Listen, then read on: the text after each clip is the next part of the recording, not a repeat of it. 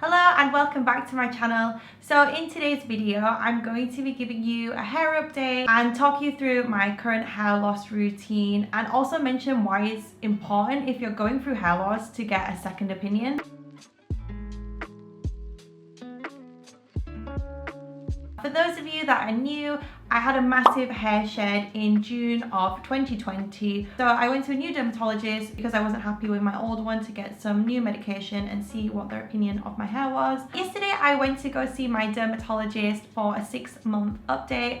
I've been at this dermatologist since June of 2020. I won't go into too much detail about my whole hair loss journey, but basically back in April of 2020, I had dengue fever. I was told by my old dermatologist that my hair was going to start falling out. So to speed up the process, I got the okay to start topical minoxidil. And then because I had started the topical minoxidil, it made my hair shed very intensely.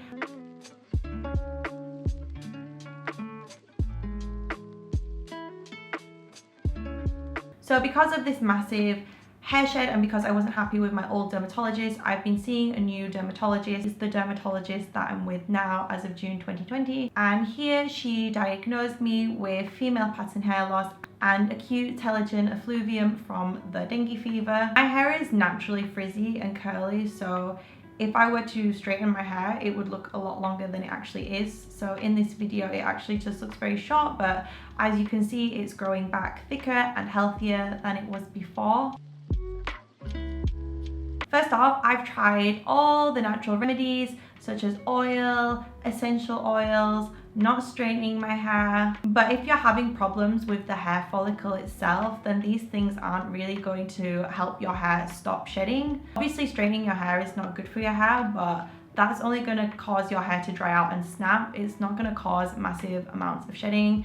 If you are shedding hair from the follicle, then you need to treat the hair loss at the root of the problem, which is the hair follicle itself. First off, I have a lot going on with my hair and hair loss, so you're just going to have to bear with me here so that you kind of understand all the different issues going on. I want to stress that hair loss is very specific to you, and what's working for me isn't necessarily going to work for you.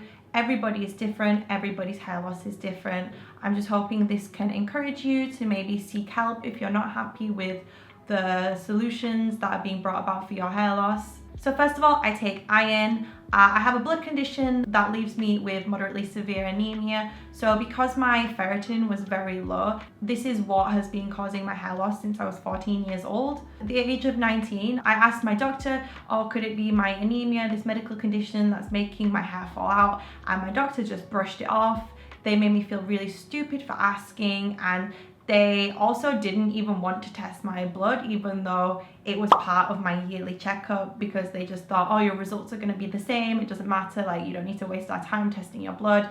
And yeah, that made me feel really crap and really stupid for asking.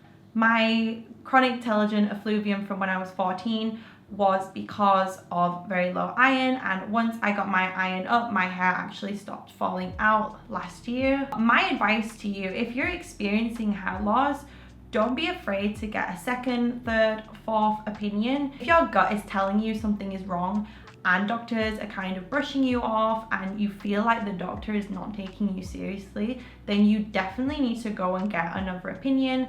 Just remember that these doctors, they only see you for a few minutes at a time, whereas you live with your hair on a daily basis. You know what's going on, you know how the hair fall feels, you know your hair and your body better than anyone else. So if you feel like what they are telling you is wrong, go get a new opinion. The first dermatologist I was at in Thailand, they just brushed me off all the time, sold me snake oil products for lots of money, and eventually I just kind of felt this is wrong. They're not explaining things to me properly, they're not showing me any scientific literature, so I left and now I'm at my new dermatologist who is very good. In June of 2020, I was prescribed oral minoxidil, spironolactone, zinc. I'm not sure what the zinc dosage is, but I assume it's a standard kind of recommended daily intake of zinc. And I've been taking these 3 tablets along with my iron every day since June of 2020. And yeah, my hair has been growing back. The hair shedding has stopped from the dengue fever, and my hairline seems to have gotten a lot better than it was pre-dengue fever. I've tried topical minoxidil in the past, but because I have dermatitis on my scalp, it didn't really work well with my scalp. Alcohol caused a lot of itching and flaring up and flaking, and it was pretty unbearable applying it all the time. So I did switch to a foam minoxidil, which was much better, but I just prefer taking oral minoxidil. You just put it in your mouth and it's easy. Whether I can take it long term, I'm not sure. Maybe eventually in the future I will have to stop taking oral minoxidil, because I'm not sure if there are studies on the long-term effects of ingesting minoxidil orally. Minoxidil, spironolactone and zinc are going to be your friends if you are experiencing genetic hair loss. Please speak to your doctor about taking these. Even if you are not facing hormone problems, you can still take spironolactone. I had my hormones tested and everything was fine. So originally I thought that I couldn't take spironolactone and it was something that I couldn't use for hair loss, but actually yes you can. Again, ask your doctor about it. Now, as of February 2021, I don't need to take spironolactone anymore. My doctor cut it out because my hair is growing back fine, and I'll still be taking oral minoxidil as well as zinc tablets, and I will still continue to take iron. I've also been prescribed a topical kind of solution for my scalp because I also have dermatitis on my scalp at the minute, which has been causing my hair to fall out a little bit because my scalp is inflamed. So I will be using that until the dermatitis clears up, as well as nice oral shampoo. I use nice oral shampoo every time I wash my hair. I put it on for 5 to 10 minutes and really kind of scrub my scalp to make sure it gets in there,